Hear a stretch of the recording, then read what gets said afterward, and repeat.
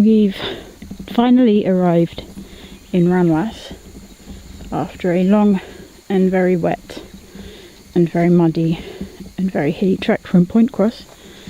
I was very glad to see this road. I'm going to show you the school. That's why we're here. And it's quite a sorry sight, if we're honest. There are 3 classrooms here.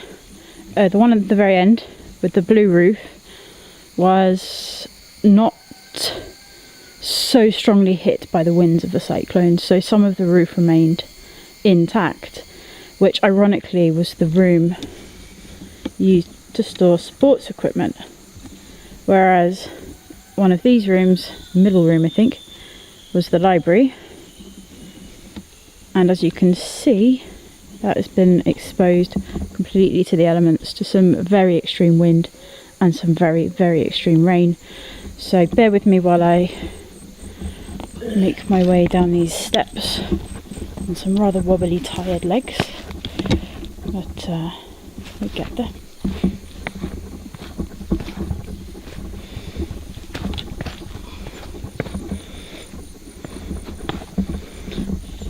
So this school's not even that old. When I was here in 2007, the school wasn't even in this position. They moved here, I think, around 2009, if I'm not mistaken.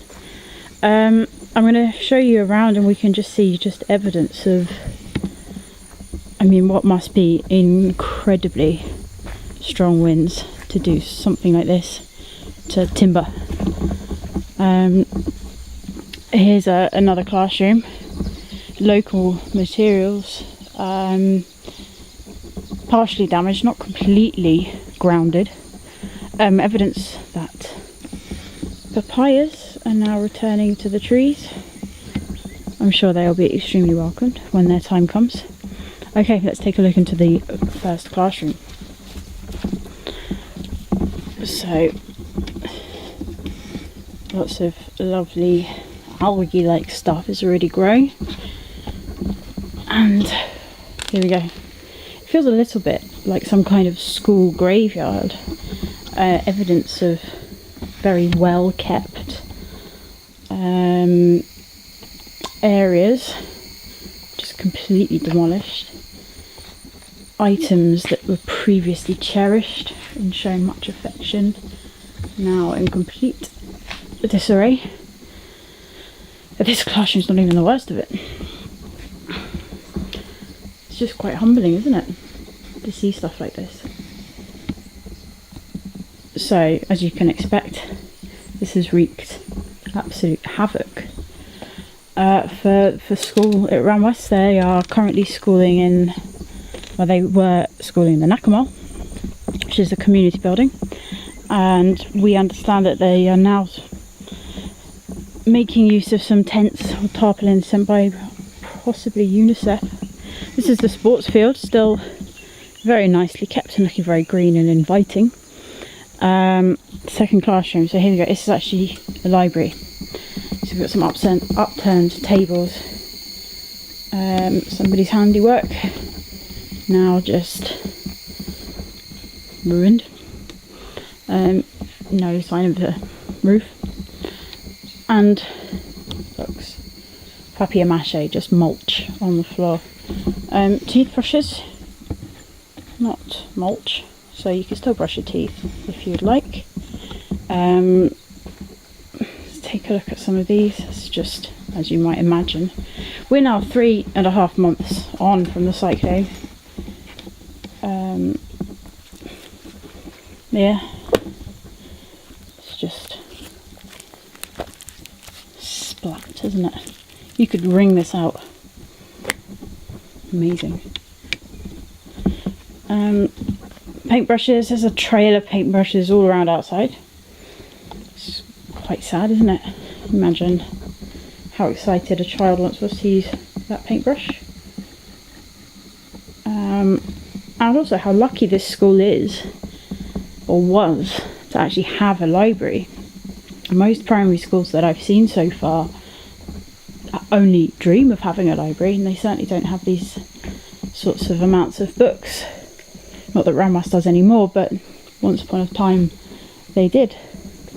So I'm trying my best not to skid on this lovely green frictionless layer. So let's go take a look in what was the sports room, storage room, where some of the less badly damaged books were stored. We'll see how well salvaged they are. So here we are. Let's adjust to the light. Some nice items. A dartboard, just in case you need to play darts. Pedigree Chum sponsored rugby ball, obviously. General chaos continues. Hello, Whitnell. Hello. Assistant. He's going to show us some of the books. Let's come round. Okay, so these books are all sort of stuck together, are they? Yes. So even though they've been salvaged, they won't be much good because all the pages are stuck together. Let's have a look at some others. There's an encyclopedia somewhere, is that right? Yeah, this one is some encyclopedias. Looking quite very beautiful book. Once Upon a Time. Yes. Right, let's have a look. Can we have a look inside? So there's still some content. Just some of the pages are stuck together, so it cannot open. Okay, some of the pages are stuck together. Yeah.